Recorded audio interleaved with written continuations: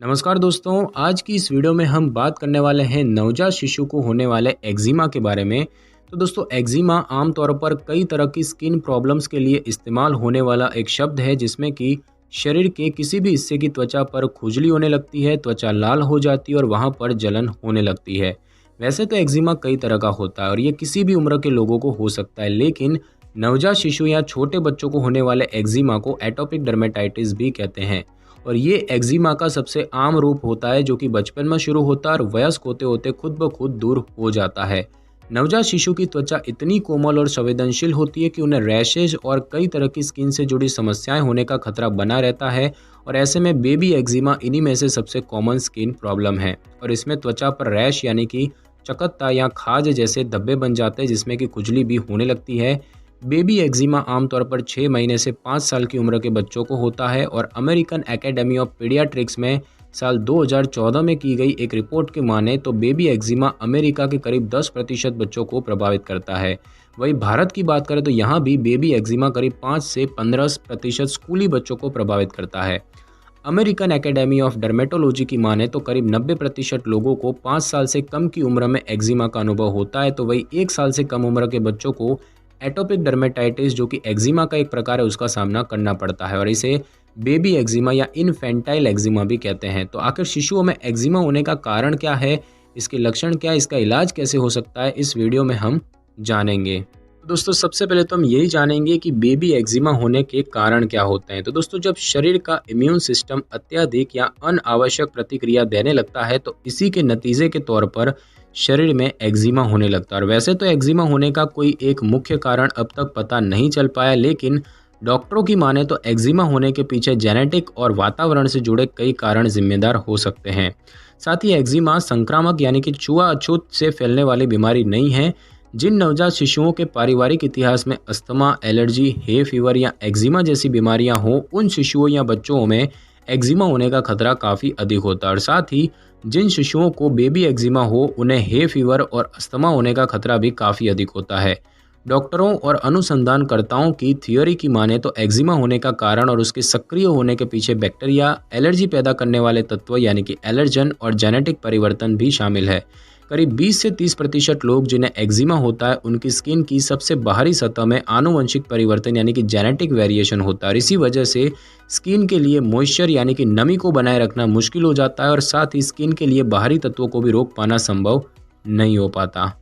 तो बात की जाए कि बेबी एक्जिमा से जुड़े जोखिम कारक यानी कि रिस्क फैक्टर क्या क्या होते हैं। तो दोस्तों, बच्चों में आखिर किन वजहों से एक्जिमा होता है और इससे जुड़े जोखिम कारक यानी कि रिस्क फैक्टर्स क्या है, इस बारे में अब तक कई शोध हो चुके हैं। International journal of environmental research और पब्लिक हेल्थ में साल 2018 में प्रकाशित एक स्टडी की माने तो प्रेगनेंसी के दौरान जो महिलाएं हद से ज़्यादा तनावपूर्ण स्थितियों का सामना करती है, उनके शिशुओं को जन्म के बाद एक्जिमा होने का खतरा अधिक होता है। मई 2018 में journal of the European academy of dermatology and venereology में प्रकाशित एक दूसरी स्टडी में इस बात पर फोकस किया गया है कि बाहरी वातावरण, खासकर हवा में मौजूद प्रदूषक तत्व और मौसम विज्ञान संबंधी स्थितियां किस तरह से बच्चों में होने वाले एक्जिमा को प्रभावित करती है। स्टडी में शामिल अनुसंधानकर्ताओं ने बताया कि carbon monoxide, ammonia, formaldehyde, lead, particulate matter और ओजोन का हाई लेवल भी नवजात शिशु में होने वाले एक्जिमा यानी कि इनफेंटाइल एक्जिमा को प्रभावित करता है। तो बात की जाए कि बेबी एक्जिमा के लक्षण क्या होते हैं, तो नवजात शिशुओं में होने वाले एटोपिक डर्मेटाइटिस या इनफेंटाइल एक्जिमा होने के संकेत या लक्षणों की बात करें तो उनमें है ड्राई स्किन और स्किन में खुजली होना, त्वचा पर लालिमा यानी कि रेडनेस होना, त्वचा पर सूजन या गांठ जैसा होना जिससे कि तरल पदार्थ का रिसाव हो, रात के समय ज़्यादा प्रत्यक्ष और स्पष्ट तौर पर नज़र आता है बेबी एक्जिमा। और एक्जिमा हमेशा एक जैसा नहीं रहता, ये आता जाता रहता है और जब ये बहुत ज़्यादा बढ़ जाता है तो इसे भभकना कहते हैं यानी कि फ्लेयर अप होना कहते हैं। और 1 साल से कम उम्र के नवजात शिशु में आमतौर पर एक्जिमा के लाल चकत्ते गालों पर, माथे पर और बच्चे की खोपड़ी यानी कि स्कैल्प पर नजर आते हैं। हालांकि ये घुटने, कोहनी और गर्दन के पास भी हो सकते हैं। वही छोटे बच्चों और किशोरों में आमतौर पर एक्जिमा के रैसेस कोहनी के जोड़ पर, घुटने के पीछे वाले हिस्से में, गर्दन पर, कलाई के अंदरूनी हिस्से में और पैरों में टखने के पास होता है। स्किन के जिस हिस्से पर एक्जिमा होता है वहाँ की स्किन मोटी, गहरे रंग की और बार बार खुजलाने की वजह से दागदार और क्षतिग्रस्त हो जाती है। दोस्तों बात की जाए कि बेबी एक्जिमा को डायग्नोज कैसे करते हैं, तो एक्जिमा को डायग्नोज करने या इस रोग की पहचान करने के लिए कोई खास तरह का टेस्ट नहीं है। जब आप अपने शिशु को डॉक्टर के पास लेकर जाते हैं तो वो शिशु के शरीर पर मौजूद इन रैशेज यानी कि लाल चकत्तों को देखते हैं और फिर लक्षणों के बारे में, शिशु की सेहत और परिवार की सेहत के बारे में आपसे जानकारी हासिल करते हैं। अगर परिवार के किसी सदस्यों को एटोपिक डर्मेटाइटिस हो तो ये डॉक्टर के लिए अहम संकेत होता है और ऐसे में डॉक्टर त्वचा में होने वाली खुजली और जलन से जुड़ी दूसरी समस्याओं को खारिज कर देते हैं और किसी डर्मेटोलॉजिस्ट या एलर्जिस्ट से संपर्क करने की सलाह देते हैं। और इतना ही नहीं, हो सकता है डॉक्टर आपसे ये भी कहें कि आप शिशु को खास तरह के खाद्य पदार्थ जैसे कि दूध, अंडा, सोया और नट्स भी देना पूरी तरह से बंद कर दें। साथ ही डॉक्टर शिशु का साबुन, कपड़े धोने वाला डिटर्जेंट बदलने और कई दूसरे तरह के बदलाव करने की भी सलाह दे सकते हैं ताकि ये देखा जा सके कि इन बदलावों के बाद शिशु किस तरह से प्रतिक्रिया दे रहा है। और अब हम दोस्तों जानेंगे बेबी एक्जिमा के इलाज के बारे में। तो दोस्तों वैसे तो एक्जिमा से पूरी तरह से रोग मुक्त नहीं हुआ जा सकता, लेकिन इलाज से लक्षणों को कम करने में मदद ज़रूर मिलती है। शिशु की उम्र कितनी है, एक्जिमा शरीर के किस हिस्से में है और ये कितना गंभीर है, इन बातों को ध्यान में रखते हुए ही डॉक्टर बेबी एक्जिमा का इलाज करते हैं। और इनमें से कुछ इलाज टॉपिकल यानी कि स्थान संबंधी होता है जिसे कि स्किन पर लगाया जाता है, वही कई बार खाने वाली दवाइयाँ भी दी जाती है। अमेरिकन एकेडमी और पीडियाट्रिक्स ने बेबी एक्जिमा के इलाज के लिए 4 मुख्य लक्ष्य निर्धारित किए हैं। पहला है स्किन का रखरखाव।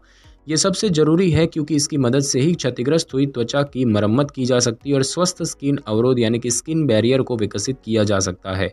साथ ही भविष्य में भभकना यानी कि फ्लेयर अप होने के खतरे को भी कम किया जा सकता है। दूसरा है एंटी इन्फ्लेमेटरी दवा। तो जब एक्जिमा बढ़ जाता है यानी कि फ्लेयर अप होता है तो इस दौरान सूजन और जलन को कम करने में मदद करती हैं ये दवाएं। हालांकि ये दवाएं शिशुओं के लिए हमेशा सही नहीं होती है। उसके बाद है खुजली को नियंत्रित करना। तो त्वचा पर बार बार खुजलाने से खुजली की गंभीरता और बढ़ जाती है, लिहाजा खुजली को कंट्रोल करना भी जरूरी है। और चौथा है सक्रिय होने वाले कारणों को कंट्रोल करना। तो वैसे कारण जिनकी वजह से एक्जिमा होता है, अगर उन्हें रोक दिया जाए तो फ्लेयर अप को कंट्रोल किया जा सकता है। और इन 4 लक्ष्यों को ध्यान में रखते हुए बेबी एक्जिमा का इलाज कुछ तरीकों से किया जा सकता है, जैसे कि मॉइस्चराइज़र लगाना। त्वचा में नमी का बने रहना बेहद ज़रूरी है, लिहाजा रोज़ाना दिन में 2 से 3 बार मॉइस्चराइज़र लगाएं। मॉइस्चराइज़र लगाने का सबसे सही समय है नहाने के बाद। शिशु को नहलाने के बाद उसकी स्किन को अच्छे से पोंछ कर सुखा दें और उसके बाद पेट्रोलियम जेली जैसा कोई ऑइंटमेंट या क्रीम जिसमें कि तेल की मात्रा अधिक हो उसे शिशु के शरीर पर लगाएं। कॉर्टिकोस्टेरॉइड की बात करें तो इन्हें कॉर्टिकोजोन या फिर स्टेरॉइड क्रीम या ऑइंटमेंट भी कहते हैं और इन्हें लगाने से स्किन में सूजन और जलन को कम करने में मदद मिलती है। और ये वे स्टेरॉइड नहीं है जिनका इस्तेमाल एथलीट करते हैं। इन क्रीम्स और ऑइंटमेंट की शक्ति और ताकत अलग अलग होती है, लिहाजा शिशु के लिए डॉक्टर जो उचित स्ट्रेंथ वाली क्रीम बताएं उसी का इस्तेमाल करें। गलत स्ट्रेंथ वाली क्रीम लगाने से स्किन डैमेज हो सकती है। एंटी इन्फ्लेमेटरी दवा की बात करें तो इनमें वैसी दवाएं शामिल हैं जो स्किन के इम्यून सिस्टम की प्रतिक्रिया करने के तरीके को बदल देती है। खिलाई जाने वाली दूसरी दवाओं की बात करें तो इसमें एंटी हिस्टामाइंस यानी कि एंटी एलर्जी दवा शामिल होती है ताकि वैसे बच्चे जिन्हें एक्जिमा की वजह से खुजली अधिक हो रही हो वे रात के समय आराम से सो पाए। अगर स्किन पर होने वाला चकत्ता बैक्टीरिया से संक्रमित है तो उसे कंट्रोल करने के लिए एंटीबायोटिक वगैरह दवाएं भी दे सकते हैं। और कई और तरह के इलाज होते हैं जैसे कि फोटोथेरेपी, जिसमें कि यूवी लाइट से इलाज किया जाता है। कई बार एक्जिमा से प्रभावित त्वचा पर गीला कपड़ा भी रखा जाता है ताकि स्किन में होने वाले इरिटेशन को कम किया जा सके। और पानी में मिलाकर ब्लीच सॉल्यूशन से स्नान कराना भी इलाज का एक तरीका होता है। दोस्तों बात की जाए कि शिशु के माता पिता को किन किन बातों का ध्यान रखना चाहिए। दोस्तों एक्जिमा का इलाज करने या इससे बचने के लिए अपने शिशु की स्किन को रूखी सूखी या खुजलीदार होने से बचाएं और उन कारणों को दूर करें जिस वजह से एक्जिमा हो सकता है। लिहाजा पेरेंट्स कुछ बातों का ध्यान रखें, जैसे कि नवजात शिशु या बच्चों को गर्म नहीं गुनगुने पानी से नहलाएं, लेकिन बहुत ज़्यादा देर तक नहीं बल्कि सिर्फ 5 या 10 मिनट तक। और इस दौरान बिना सेंट वाला सौम्य साबुन या बिना साबुन वाले क्लींजर का इस्तेमाल करते हुए शिशु को नहलाएं। इसके बाद त्वचा को अच्छे से सुखाएं और फिर क्रीम या ऑइंटमेंट लगाएं। अपने डॉक्टर से इस बारे में ज़रूर पूछें कि शिशु में खुजली को कंट्रोल करने के लिए क्या नहलाते वक्त ओटमील में भिगोए हुए प्रोडक्ट्स का इस्तेमाल कर सकते हैं या नहीं। शिशु को वैसे कॉटन कपड़े पहनाएं जो कि सॉफ्ट हो और जिनसे स्किन आसानी से सांस ले पाए। पॉलीएस्टर और ऊनी कपड़ों से स्किन में इरिटेशन हो सकती है। शिशु को बहुत ज़्यादा अति तप्त यानी कि ओवरहीट करने से बचाएं, क्योंकि ऐसा होने पर एक्जिमा फिर से भभक सकता है यानी कि फ्लेयर अप हो सकता है। और शिशु को जहाँ तक संभव हो खूब सारा पानी पिलाएं, इससे भी स्किन में मॉइस्चर यानी कि नमी को बढ़ाने में मदद मिलती है। आपके घर में अगर एलर्जी पैदा करने वाले तत्व हैं जैसे कि पराग, फफूंदी या तंबाकू का धुआं हो तो उससे शिशु को पूरी तरह से दूर रखें। और स्ट्रेस यानी कि तनाव की वजह से भी एक्जिमा काफ़ी गंभीर हो सकता है, लिहाजा जहाँ तक संभव हो बच्चे के स्ट्रेस को कम करने की कोशिश करें। तो दोस्तों आज की इस वीडियो में बस इतना ही। अगर आपको मेरी ये वीडियो और जानकारी अच्छी लगी हो तो वीडियो को लाइक और शेयर कर दीजिए और कमेंट करना बिल्कुल भी ना भूलें।